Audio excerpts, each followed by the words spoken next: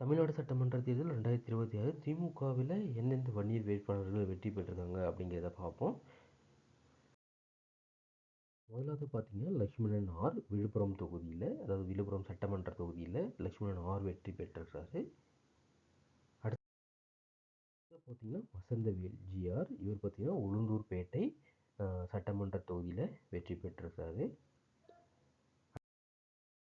பார்த்தீங்கன்னா எம்ஆர்கே பன்னீர்செல்வம் குறிஞ்சிப்பாடியில் வெற்றி பெற்றிருக்காரு. அடுத்ததாக பார்த்தீங்கன்னா எஸ்எஸ் சிவசங்கர் குன்னம் தொகுதியில் வெற்றி பெற்றிருக்காரு, அதாவது குன்னம் சட்டமன்ற தொகுதியில். அடுத்ததாக பார்த்தீங்கன்னா நிவேதா முருகன் பூம்புகார் சட்டமன்ற தொகுதியில் வெற்றி பெற்றிருக்காரு. ஸோ இவங்கெல்லாம் தான் திமுக சார்பில் வெற்றி பெற்ற வன்னியர் வேட்பாளர்கள்.